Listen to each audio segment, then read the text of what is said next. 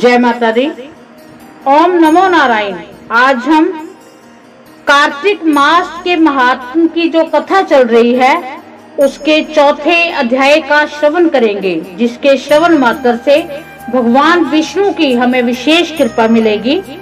नारद जी ने कहा, ऐसा कहकर भगवान विष्णु मछली का रूप धारण करके आकाश से जल में गिरे। उस समय विंध्याचल पर्वत पर तप कर रहे महर्षि कश्यप अपनी अंजलि में जल लेकर खड़े थे। भगवान उनकी अंजलि में जा गिरे। महर्षि कश्यप ने दया करके उसे अपने कमंडल में रख लिया। मछली को थोड़ा बड़े होने पर महर्षि कश्यप ने उसे कुएं में डाल दिया। जब वह मछली कुएं में भी नहीं समा सकी तो उन्होंने उसे तालाब में डाल दिया। जब वह तालाब में भी न आ सकी तो उन्होंने उसे समुद्र में डाल दिया। वह मछली वहां भी बढ़ने लगी। फिर मत्स्य रूपी भगवान विष्णु ने इस शंखासुर का वध किया और शंखासुर को हाथ में लेकर बद्री वन में आ गए। वहां उन्होंने संपूर्ण ऋषियों को बुलाकर इस प्रकार आदेश दिया, मुनीश्वरों, तुम जल के भीतर बिखरे हुए वेद मंत्रों की खोज करो और जितनी जल्दी हो सके उन्हें सागर के जल से बाहर निकाल लाओ। तब तक मैं देवताओं के साथ प्रयाग में ठहरता हूँ। तब उन तपोबल संपन्न महर्षियों ने यज्ञ और बीजों सहित संपूर्ण वेद मंत्रों का उद्धार किया।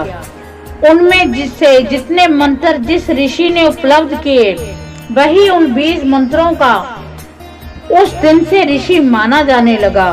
तदंतर सब ऋषि एकत्र होकर प्रयाग में गए। वहां उन्होंने ब्रह्मा जी सहित भगवान विष्णु को उपलब्ध हुए सभी वेद मंत्र समर्पित कर दिए। सब वेदों को पाकर ब्रह्मा जी बहुत प्रसन्न हुए। उन्होंने देवताओं और ऋषियों के साथ प्रयाग में अश्वमेध यज्ञ किया। यज्ञ समाप्त होने पर सब देवताओं ने भगवान से निवेदन किया, देव आदि देव जगन्नाथ, इस स्थान पर ब्रह्मा जी ने खोए हुए वेदों को पुण्य प्राप्त किया है और हमने भी यहाँ आपके प्रसाद से यज्ञ भाग पाए हैं। अतः ये स्थान पृथ्वी पर सबसे श्रेष्ठ पुण्य की वृद्धि करने वाला एवं भोग तथा मोक्ष करने वाला हो। साथ ही ये समय भी महापुण्य में और ब्रह्म घाती आदि महापापियों की भी शुद्धि करने वाला हो तथा तय स्थान यहाँ दिए हुए दान को अक्षय बना देने वाला भी हो, यह वर दीजिए। भगवान विष्णु बोले, देवताओं, तुमने जो कुछ कहा है वह मुझे स्वीकार है। तुम्हारी इच्छा पूर्ण हो। आज से ये स्थान ब्रह्म क्षेत्र के नाम से प्रसिद्ध होगा। सूर्य वंश में उत्पन्न राजा भगीरथ यहाँ गंगा लेकर आएंगे। वह यहाँ सूर्य कन्या यमुना से मिलेगी और ब्रह्मा जी और तुम सब देवता मेरे साथ यहाँ निवास करोगे। आज से यह तीर्थराज के नाम से विख्यात होगा। तीर्थराज के दर्शन से तत्काल सब पाप नष्ट हो जाएंगे। जब सूर्य मकर राशि में स्थित होंगे उस समय यहाँ स्नान करने वाले मनुष्यों के सब पापों का यह तीर्थ नाश करेगा। यह काल भी मनुष्यों के लिए सदा महान पुण्य फल देने वाला होगा।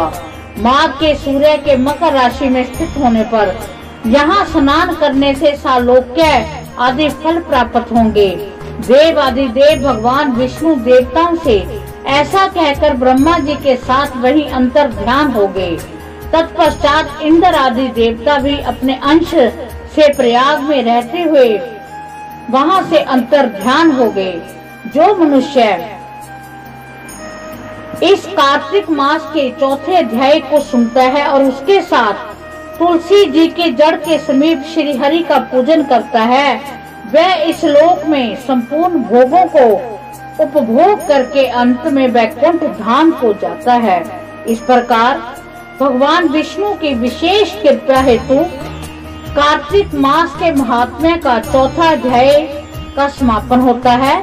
हम भगवान विष्णु से प्रार्थना करते हैं कि वो हम पर अपनी कृपा दृष्टि बनाए रखें और अपना आशीर्वाद हमें देते रहें। जैसे उन्होंने शंखासुर का वध करके देवताओं को संकट से निकाला, ऐसे ही हमारे दुश्मनों का, हमसे जो द्वेष करते हैं उनका नाश करके हमारे ऊपर अपनी विशेष कृपा दृष्टि को बनाए रखें। इसी के साथ जय माता दी।